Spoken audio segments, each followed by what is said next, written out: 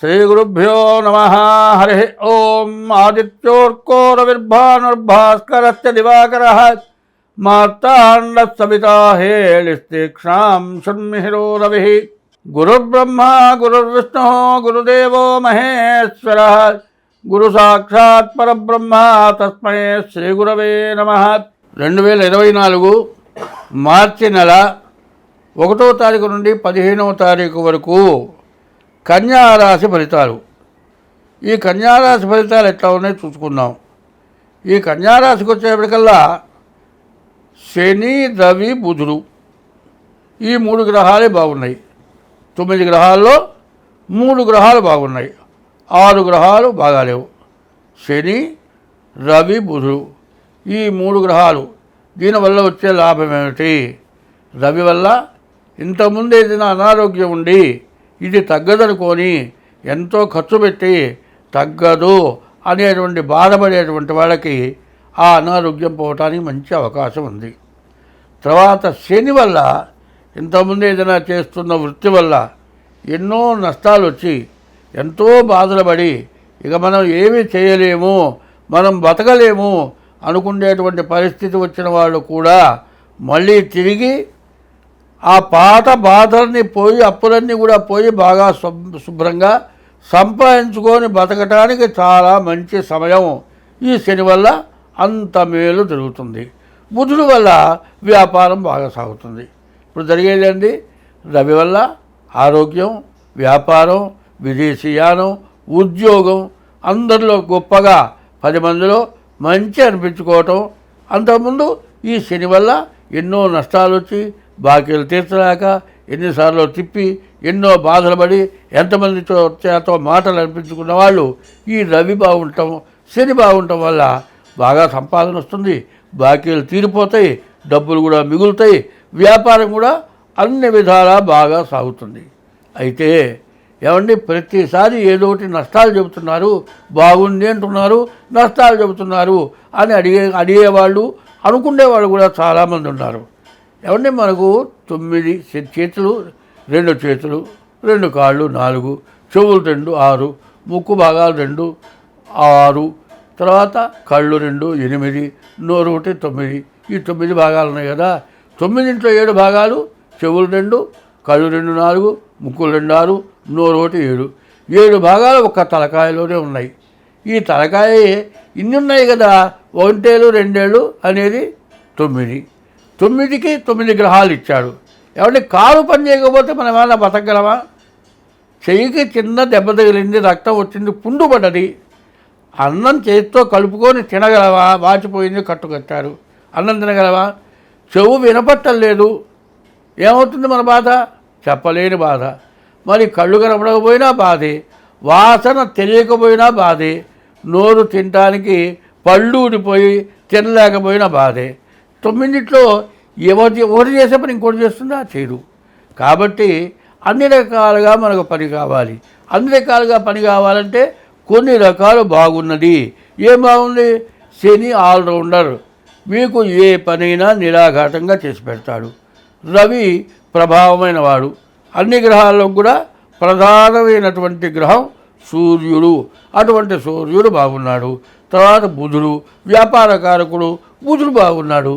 ఈ బాగున్న వాటిని అనుభవించాలి, వ్యాపారం చేసుకోవాలి, చదువుకోవాలి, ఉద్యోగం చేసుకోవాలి, మరి బాగా గొప్పగా సంపాదించాలి, అందరిలో మంచి పేరు పొందాలి, ఏ పనైనా నిరాఘాటంగా చేసుకోగలగాలి, బద్దగించకుండా హుషారుగా పనిచేయాలి. అంటే ఈ మిగతా గ్రహాలు అవరోధం మన ఇబ్బంది పెడుతున్నాయి.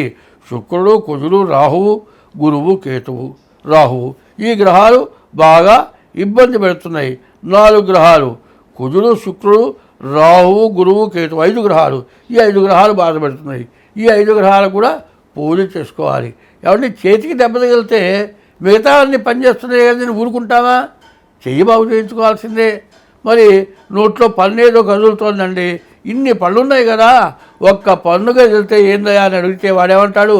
అయ్యా నా పన్ను కదిలిన బాధ నీకేం చెబుతాను, నోరు కదలు ఇటలేదంటాడు. అట్లాగే మిగతా గ్రహాలు ఈ రకంగా ఇబ్బంది పెడుతూ ఉంటాయి. కాబట్టి ఈ చెప్పేది బాగా వివరంగా తెలియడానికి నేను చెబుతూ ఉన్నా. మీరు ఏం చేయాలి? కుజుడికి శుక్రుడికి, రాహువుకి, గురువుకి, కేతువుకి తగినటువంటి జపాలు, పూజలు చేసుకోండి.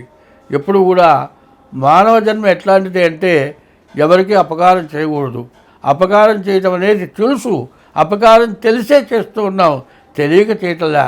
మిగతా జీవరాశులకి మంచి ఏమిటో చెడు తెలియదు. కింద పడ్డ ఆహారాన్ని 4 కుక్కలు పీక్కొని తింటాయి, మనం అట్లా తినగలమా? అట్లా తినలేము. ఇది తప్పు అని తెలుసు. మరి మిగతా జీవరాశులు కూడా ఎట్లా ఉంటున్నాయి, వాటి కూడా చూసుకోవాలి.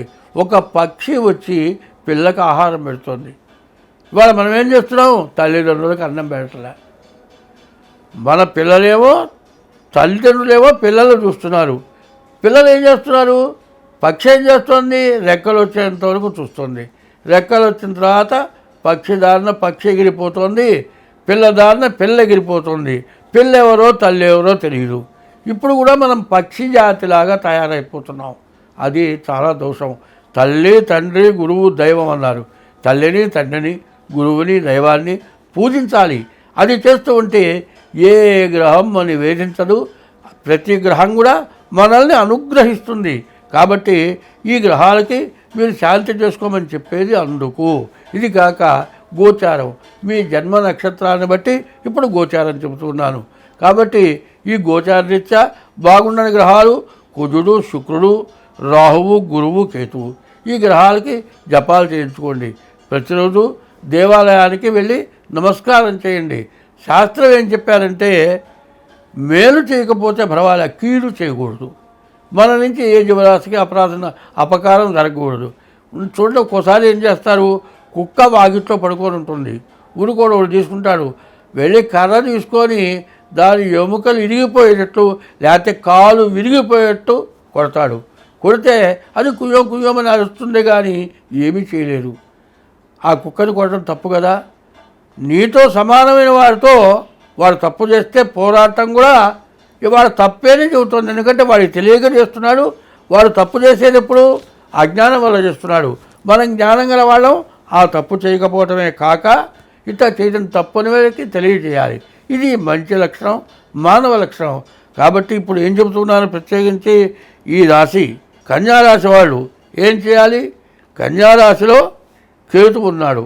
ఈ కేతు ఉండటం వల్ల రకరకాలైన బుద్ధులు పుడుతూ ఉంటాయి, చేయకూడని పనులు చేస్తారు. కేతుస్థికే ధ్వజో ధూమ్ర ఉత్పాతో బహురూపకృతు, చేయరాని పనులు చేస్తారు. ఎట్లా ఉంటుందంటే కొంతమంది ఏం చేస్తారు, ఒక ఆడపిల్లని కదిలిస్తారు. కదిలించి దానివల్ల ఏమవుతుంది, వాళ్ళు కేసు పెట్టి జైలు పాలవుతారు. ఆ క్షణికమైనటువంటి పని ఏమిటి? కేతు వల్ల ఇటువంటి స్వభావాలు వస్తాయి. కేతుస్థికి ధ్వజో ధూమ్ర ఉత్పాతో బహురూపకృతు, చేయరాని పనులు చేస్తారు. ఇట్లా పనుల వల్ల ఇబ్బంది కలుగుతుంది. కాబట్టి ఈ గ్రహాలకి శాంతి చేయించుకోండి. ఈ రాశి వాళ్ళకి చెప్పాలి అంటే ఖచ్చితంగా మీ జన్మలగ్న రీత్యా లేకపోతే మీ అరిచేతుల రీత్యా మీ జాతకం చూపించుకోండి. ఇప్పుడు వివాహానికి శుభకార్యాలు చేయాలంటే ఇది సమయం మంచిది కాదు. మీ జాతక రీత్యా బాగుంటే వివాహాది శుభకార్యాలు కానీ, ఇల్లు కొనుక్కోవటం కానీ, ఇల్లు కట్టుకోవటం కానీ, విదేశాలకు వెళ్ళటానికి కానీ మీకు పనికి వస్తుందా లేదా, బాగుందా లేదా, మీరు పని చేస్తే ఇబ్బంది లేకుండా ఉంటారా, అది విచారణ చేసుకొని వెళ్ళటం చాలా మంచిది. కాబట్టి ఈ రాశి వాళ్ళు జాగ్రత్తగా ప్రవర్తించడం, దైవ దర్శనం చేసుకోవడం, అందరినీ మించి తల్లిదండ్రులకు అన్నం పెట్టడం, ఇది చాలా విశేషమైంది. కాబట్టి ఈ రాశి వాళ్ళు ఈ విధంగా ప్రవర్తిస్తే చాలా బాగుంటుంది.